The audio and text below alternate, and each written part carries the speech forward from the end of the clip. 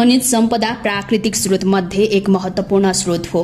हिमालय श्रृंखलामा अवस्थित नेपाललाई भौगर्भिक विविधतायुक्त भएकाले विभिन्न प्रकारका धातु, अधातु र प्राकृतिक इन्धनको प्रचुर सम्भावना भएको देश मानिन्छ।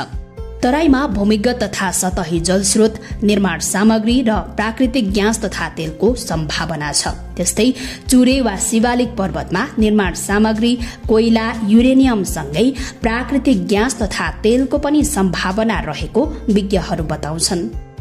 लेसर हिमालय अर्थात महाभारत पर्वत श्रेणीमा धातुगत खानीहरू जस्तै फलाम, सिसा, तामा, कोबाल्ट, टिन, सुन आदि पाइन्छ। उच्च हिमालय पर्वतमा सुन, सिसा, तामा, युरेनियम सहित महत्वपूर्ण जेम्स स्टोन र भित्री हिमालय वा तेथिस हिमालयमा प्राकृतिक ग्यास, नुन, युरेनियम, चुनढुङ्गा आदि पाइन्छन्। करिब 2 शताब्दी अगाडि नै परम्परागत शैलीमा नेपालमा फलाम, तामा लगायतका खनिजको उत्खनन हुँदै आएको पाइन्छ। रामेछापको ठोसेमा फलामबाट बन्दुक निर्माण गरेको, तिब्बतमा फलाम र तामा, भारतमा कोइला निर्यात गरेको र नेपालमा सर्वप्रथम बेराइट मिनरल खानी डाँडामा सन् 1950 मा खनिज सम्पदा पत्ता लागेको इतिहास पढ्न पाइन्छ। त्यस्तै नेपालबाट उत्पादित स्याफायर, काइनाइट सहितका रत्न पत्थरहरू भारतदेखि अन्य एसियाली बजारमा मात्र होइन, अमेरिका र युरोपको बजारमा समेत महँगो मूल्यमा बिक्ने गरेको तथ्य इन्टरनेटका विभिन्न व्यापारिक साइटहरूमा राखिएका विवरणले देखाउँछन्। नेपालमा भौगर्भिक सर्वेक्षण 2024 सालदेखि सुरु भएको हो।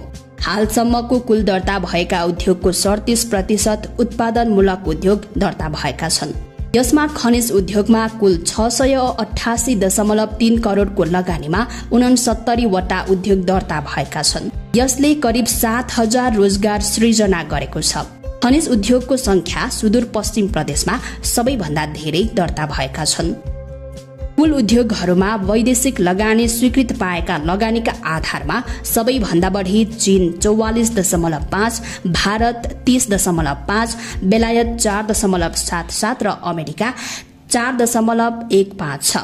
उद्योग संख्याका आधारमा समेत सबैभन्दा बढी चीन 33.5 र भारत 16.5% का साथ अग्रस्थानमा रहेको छ। यसभन्दा अगाडि हामीले नेपालमा पाइने खनिज पदार्थका खानीको बारेमा भिडियो प्रस्तुत गरेका थियौं। चर्चा गरौं त्यसैको भाग 2 अर्थात अन्य खनिज बारे।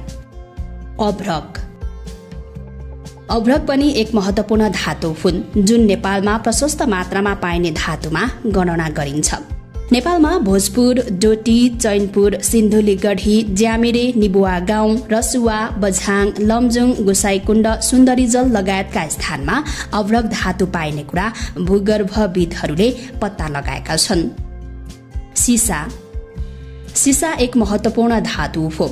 नेपालमा यसको वैज्ञानिक अनुसन्धान र उत्खनन हुन सकेको छैन, तर सिसाका लागि नेपाल सम्भावनायुक्त मुलुक हो। नेपालमा गणेश हिमाल, फुलचोकी, मकवानपुर, बागलुङ, मार्फा, गलकुट, बैतडी, तिप्लिङ लगायतका स्थानमा सिसा पाइने आंकलन गरिएको छ। जस्ता धातु नेपालको गणेश हिमाल, फुलचोकी, माझेर खोला, नाम्पा लगायतका स्थानमा पाइन्छ। गन्धक, चिसापानी गढी, गोसाईकुण्ड, बराहा क्षेत्रमा पाइने भूगर्भविदहरूले पत्ता लगाएका छन्।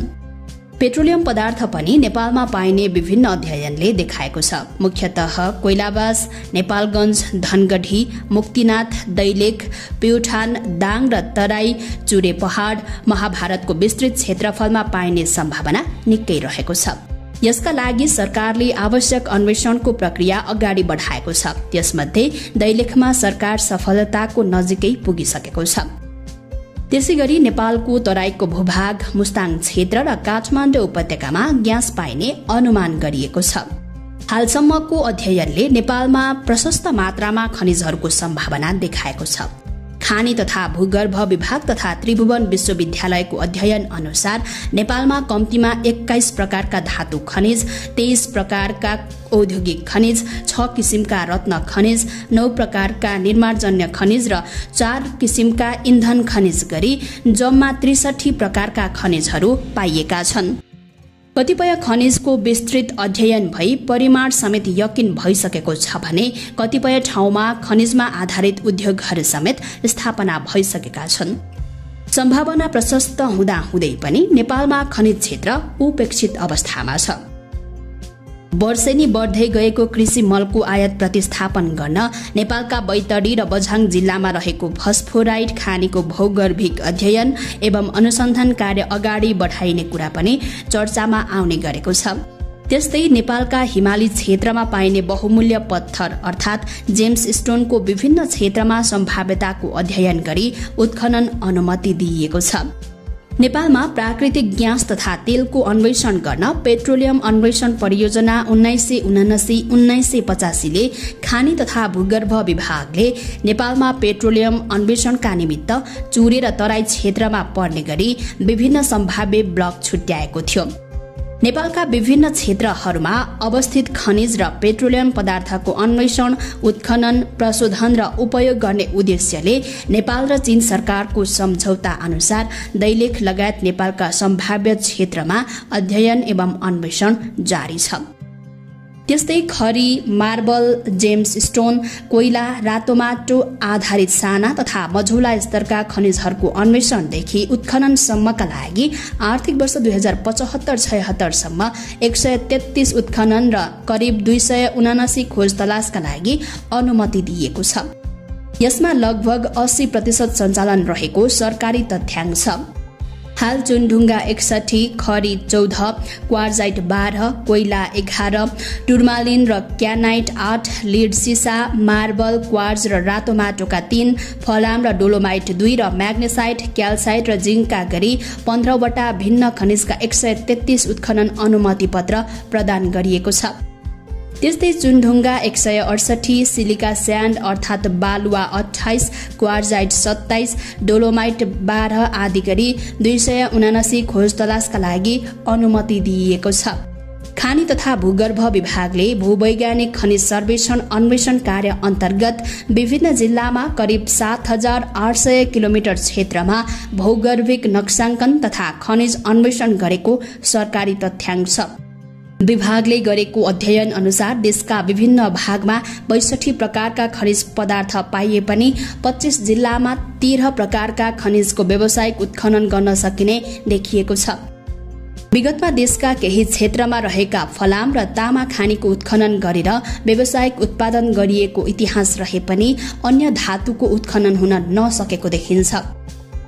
परिमाणबारे अनुमानसम्म गर्न नसकिए पनि नेपालमा युरेनियम सम्मका बहुमूल्य खनिज भेटिएका छन्।